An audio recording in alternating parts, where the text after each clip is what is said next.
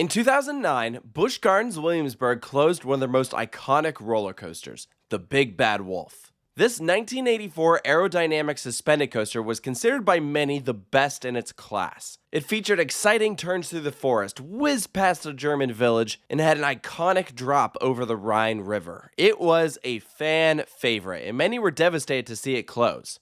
Fast forward 15 years, on a completely unrelated note, Busch Gardens Tampa in Florida opened up a new family coaster called Phoenix Rising. This is a B&M family inverted coaster designed to give kids an intermediate ride experience with big swooping turns and mild transitions. This would be the first of two family inverted coasters that the SeaWorld chain would acquire from B&M. The second would head straight to Busch Gardens Williamsburg as a spiritual successor to that original Big Bad Wolf.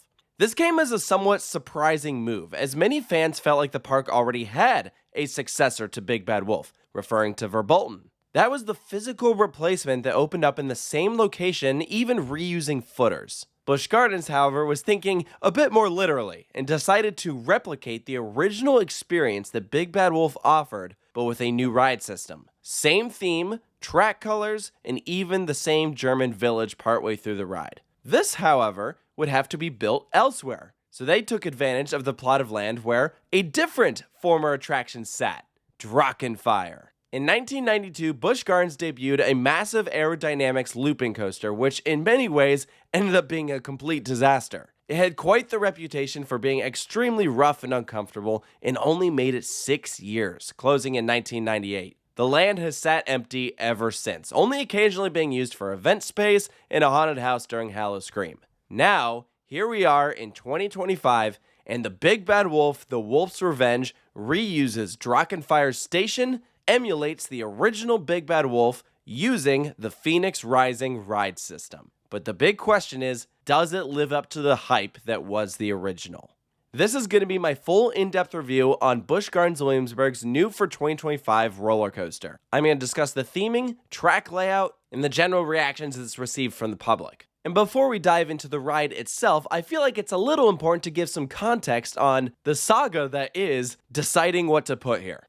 Thanks to BGWFans.com, we've learned of quite a few plans that Busch Gardens originally had in place for Drachen Fire's location. It started off as a 300-plus foot tall Intamin multi-launch coaster, which we dubbed Drachenspire. Think of this like a stretched out impulse coaster, reaching extremely high speeds, becoming the new tallest roller coaster in Virginia. It was originally part of a much larger plan that ended up becoming Pantheon that saw this launch coaster stretching across the river from Italy into Germany. That was dubbed not too feasible, so it was split into two projects. Pantheon ended up happening, Drachenspire got canceled, presumably pretty far into the process. If it wasn't for the pandemic, there's a good chance that this project would have seen the light of day. But after the disaster that was 2020 and 2021, Busch Gardens started looking for new options. Iron Gwazi had recently opened at Busch Gardens Tampa to rave reviews. This was a huge plot of land, and a big Iron Gwazi style roller coaster no doubt would be extremely well received. They ran height tests for a 200-plus foot tall structure,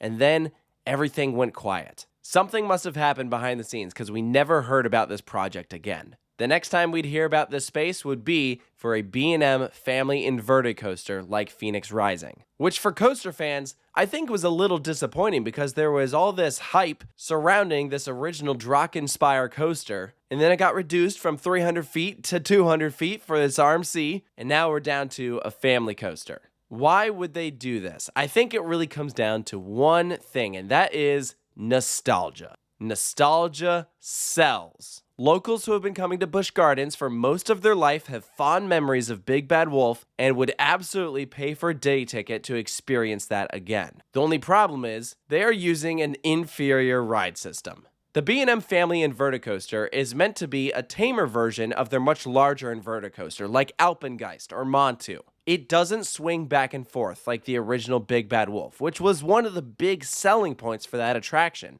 It was a very unique sensation. So by doing this, they're already setting themselves up for some potential disappointment.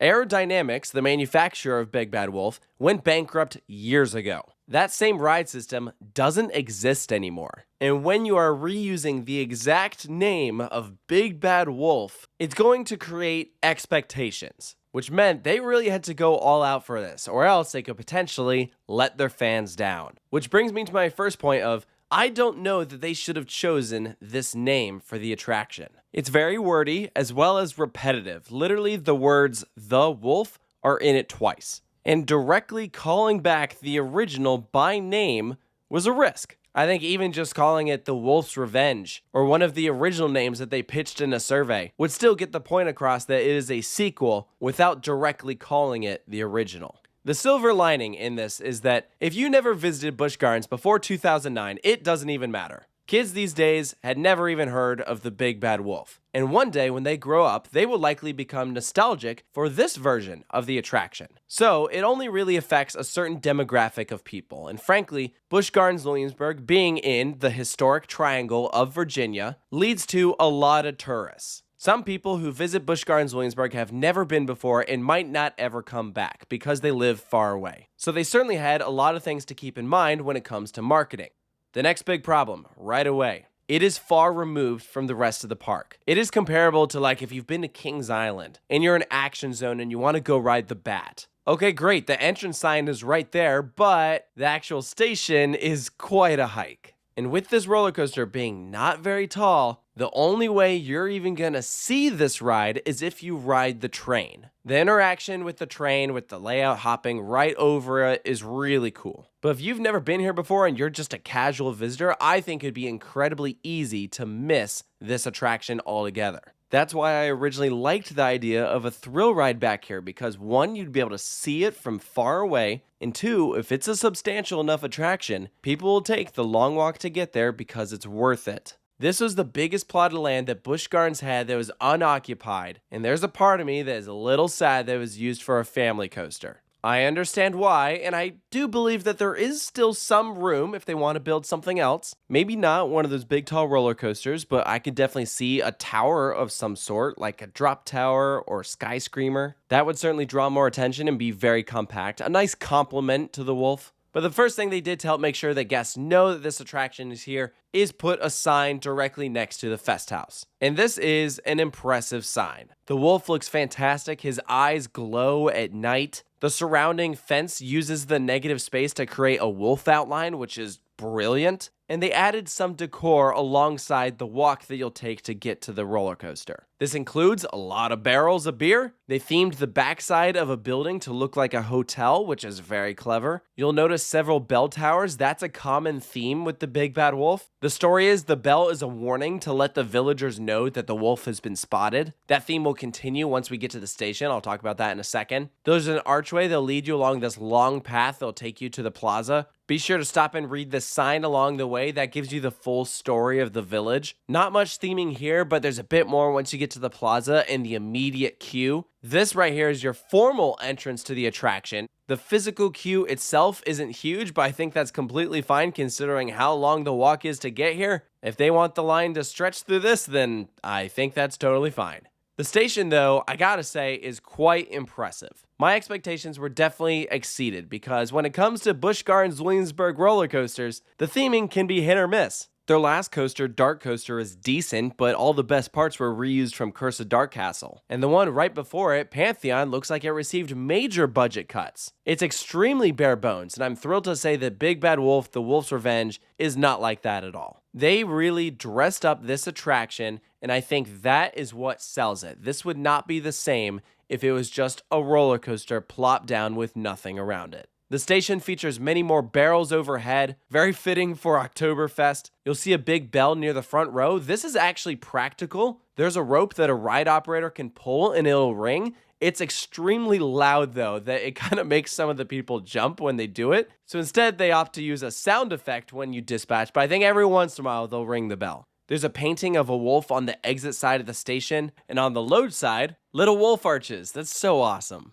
Now let's talk about this train. Unlike Phoenix Rising, there are 2 trains on Big Bad Wolf, The Wolf's Revenge. The bars come over your shoulder, resting on your waist. They can be a little tight, kind of pinching your sides. It's to help with containment so this ride can maintain a low height requirement. So not my favorite of B&M's restraints, but the seats are pretty deep, so you do feel nice and in there. The front of the train is very impressive. It looks like a wolf. The eyes here also light up. It's a much more impressive train than the original Big Bad Wolf roller coaster. And maybe the best thing about it, there's onboard audio. And it is sick. It completely works with the ride. You'll hear bell towers, some ominous music. At the end, there's happy German music like, yay, the village is safe. And it fits so well. I can't imagine the ride without it, and I'm thrilled that they decided to include it. That is a big upgrade. So let's talk about this ride experience. First off, the Wolf's Revenge has 2 lift hills, much like the original. This was of course done on purpose, but being in a different location,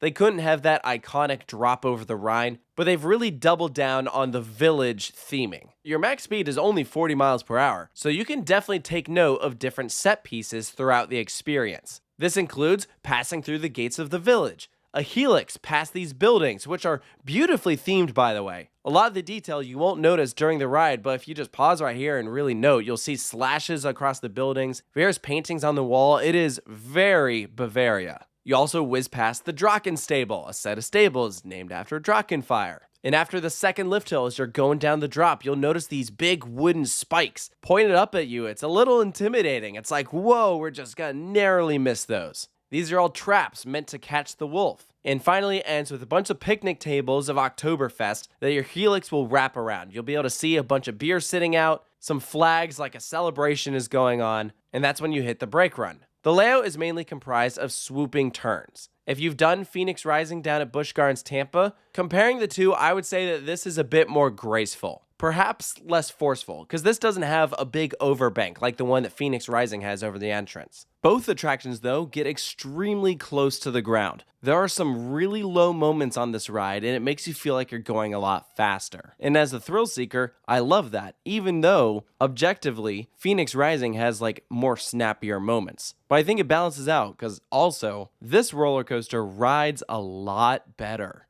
Phoenix Rising, to be blunt, is pretty shaky. In my opinion, this is the smoothest B&M coaster to open up in the past several years. Probably since Candemonium. It's not glass smooth like how B&M coasters used to be, but it is a huge improvement from Phoenix Rising and Penguin Trek. This is a notable difference. I found Phoenix Rising to be really disappointed because the whole time that I was doing it, I was like, wow, this layout would be so much better if it was like a Vekoma coaster, because you know that you're going to get a glass smooth experience. Here, I wasn't thinking that. I genuinely have no problem with this being a B&M manufactured ride. Whatever they did, it worked, and I hope that they're able to apply that to whatever attractions they do next. This ride got me more excited about the B&M Family Inverted Coaster. I feel like this attraction really showcases what you could do with this system. And clearly, I'm not the only one who thought that, because reactions for the Big Bad Wolf, The Wolf's Revenge, have actually been very positive. And I think this ride really embodies what the whole original idea of Busch Gardens was all about. Creating stories around these European countries in a way that is aesthetically pleasing and satisfying to experience.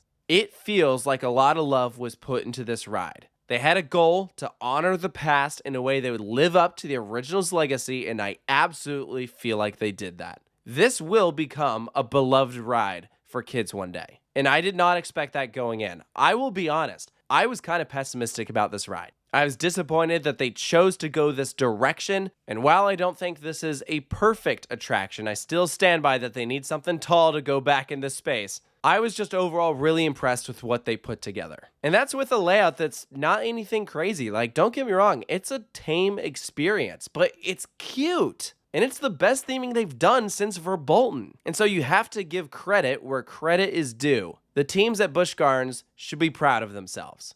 Now, do I like it more than the original? I did get the opportunity to ride the original Big Bad Wolf back before it closed, and while I prefer the aerodynamic suspended coaster ride system more, I think thematically, in terms of presentation, this version is better. But it is hard to beat that drop over the Rhine. It's pretty awesome and one of the best parts of Verbolten. So frankly, the way I see it, we have the best of both worlds now. And if you still miss the original Big Bad Wolf, good news for you. The Bat is still open at Kings Island. You can go ride an awesome air suspended coaster there. So for the Big Bad Wolf, The Wolf's Revenge's final score, I'm giving it a 9 out of 10. I think this is an excellent beginning roller coaster for kids, something that everyone in the family could enjoy. and probably a ride that you'll want to do multiple times. I especially recommend doing this at night. If you've been enjoying this footage from that front row POV, you'll notice that the wolf's eyes are lighting up the track in front of you. It's so dark back there. That's one of the best night rides in the park. So come out here to Busch Gardens Williamsburg. Let me know what you think of the Big Bad Wolf, the Wolf's Revenge. If you agree with the points that I brought up, if you think there's anything I missed, be sure to post that down below. And stay tuned for more here at Coaster Studios. And I'll see you next time.